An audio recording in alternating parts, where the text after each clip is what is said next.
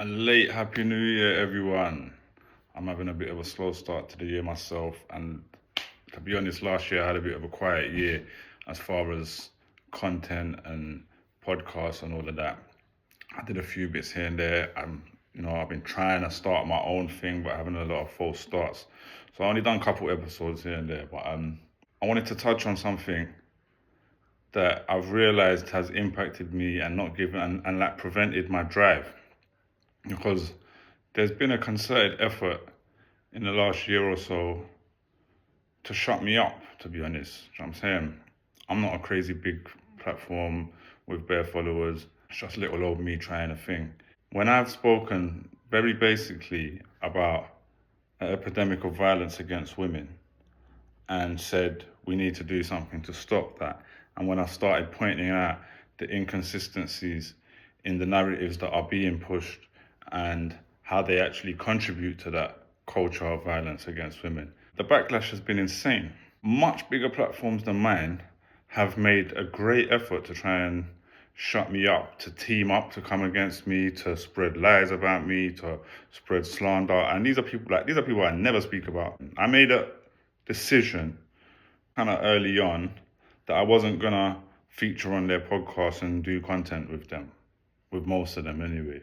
For one, I realize a lot of these people are not really in it with pure intentions. They're just trying to create buzz, get clicks. They don't necessarily even believe half the things they're saying. They want to use your name or your narrative to get a reaction from an audience, right? A predetermined audience, which we already know that the audience on social media leans to misogyny, it leans to racism, it leans to right-wing politics. And I don't mind that. Like, I'll battle someone on their own ground and my points will still be correct. I don't care that a lot of the stuff I do plays into winding up those people in the comments and stuff like that.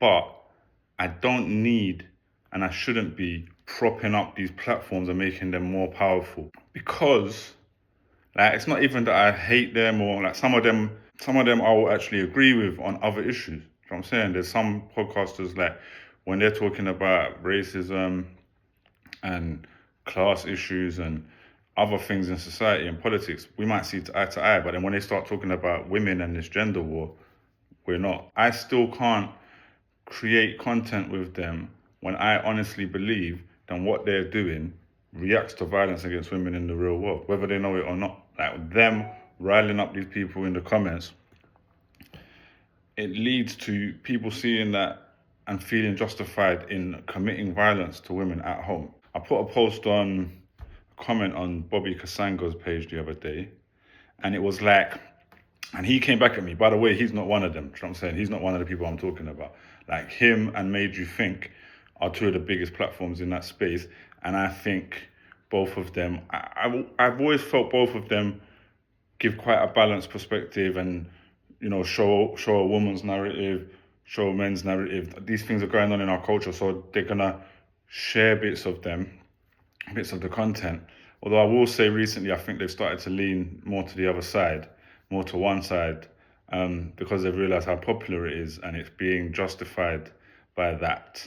And that's unfortunate. But yeah, Bobby Kasanga, he lashed back at me in the comment, but I think he misunderstood what I was saying. I was going at the people in the comments because it was a video of a woman attacking her husband with a knife. So obviously in the scenario, she's in the wrong. What I was addressing was, whenever that happens, all of these guys in the comments use this as an excuse that they've been waiting for to celebrate and promote excessive violence against women. They'll jump in and go, as soon as I got that knife off of her, I would have punched her in the face. I would have stamped on her head, like really, really aggressive. Like, why are you even needing to say that? You know what I'm saying? They are like excited at the prospect of using this scenario to put this wording forward. And the truth is, they just wanted to say that anyway. They just wanted to say they want to stamp on a woman's head, they want to punch a woman. That's what their desire is. So I was pointing that out in the comments, and I just got backlash. Like, Craig, did you not see the video? I didn't even watch the video, if I'm being honest. I was just addressing the comments and a bit about the way the post was framed and how it creates those comments that Bobby Kasanga probably wasn't thinking of. You know what I'm saying? So That's what it was about. And I like to do that in the comments to give like a fresh perspective, a male perspective that isn't feeding into the toxic narratives that we see on these other platforms that essentially are all trying to normalize violence against women, whether they know it or not. That is the outcome of what they're doing. And so we need like another side, you know what I'm saying? We need an alternative. And I've realized like the level of backlash I've got obviously has made me less eager to go hard. And I can't really let that happen. I've got a lot of other stuff going on, so not the only reason I'm not doing regular content, but I did 2 podcasts last year, like on the social. I started a social justice warrior podcast that is for this kind of stuff. I did 2 episodes. That's it. Yeah, like only one of them was about women's issues, and it's not like I'm not a big platform, and already they're like, you know what I'm saying, they're ganging up, teaming up to kind of come at me. They contact me constantly, like, come on this podcast, come on. They want me as this poster boy for them to attack. Yeah, I'm just not playing with it. I think what I'm deciding is I'm gonna stay out of the comments. It's gonna be a no comment year like the police, and I'm gonna just build my thing, and my people and the right people will watch it here. And we can discuss these issues without involving them. And Made You Think shot at me the end of last year, asking me to go on a live with him and someone else and have a debate about single mothers. And again, like, I just had to say, no, I'm not. I'll do it. I can make content with you on this subject, but not with that person, not with no red pill space person. Do you know what I'm saying? Because I'm not legitimizing their platforms or narratives when I honestly know for a fact that what they are saying and doing contributes to violence to women in the real world. That's the outcome. So I'm saying I'm not gonna diss them and say their name and make. I'm saying it's not even about that. I'm not even here to like call out individual people and create a drama for clicks and all that. I more have an issue with the comments that are a result of these stories and these posts that come out, because at the end of the day, like a story about a celebrity being accused of something can come out, right? And we can look at it and go, oh, they seem guilty, they're not, etc. You know what I'm saying? And we can say believe women, you know what I'm saying? I think it's an important narrative to say believe women in general, because we generally don't, when the majority of the time they're not lying, like factually, when we look at statistics.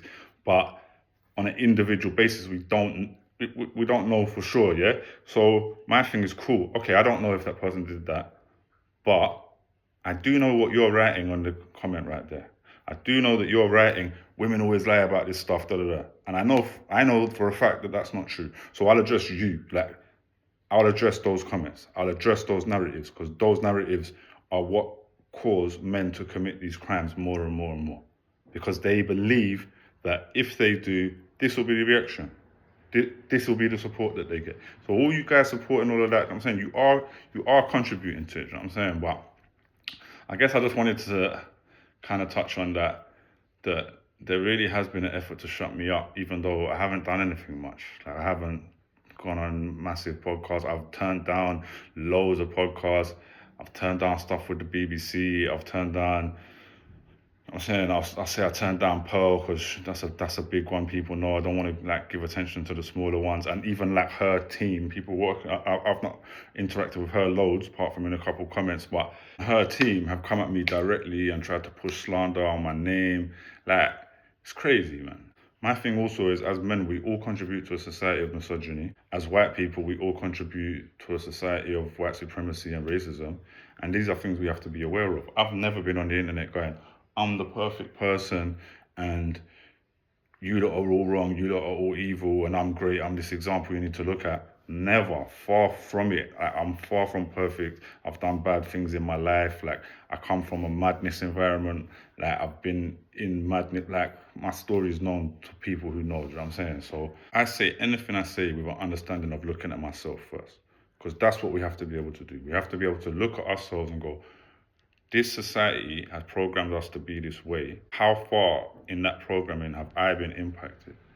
And what do I need to undo? What learning do I need to undo for us to be able to do better? Anyway, yeah, I just wanted to touch on that. That is mad. It is actually mad how hard they've tried to come for me when I ain't even done nothing yet. And it is stressful, you know what I'm saying? It is stressful as far as like, as my platform grows and get bigger and bigger, like how much I've got to deal with and how much that's going to impact my mental health. Do you know what I'm saying? And it's just mad. It really makes me look at what women who speak up on these things are facing. You know what I'm saying? I'm not facing anything close to their experience. And it just makes me realize how hard these lot really will go to protect a society that promotes violence against women. It's absolutely insane.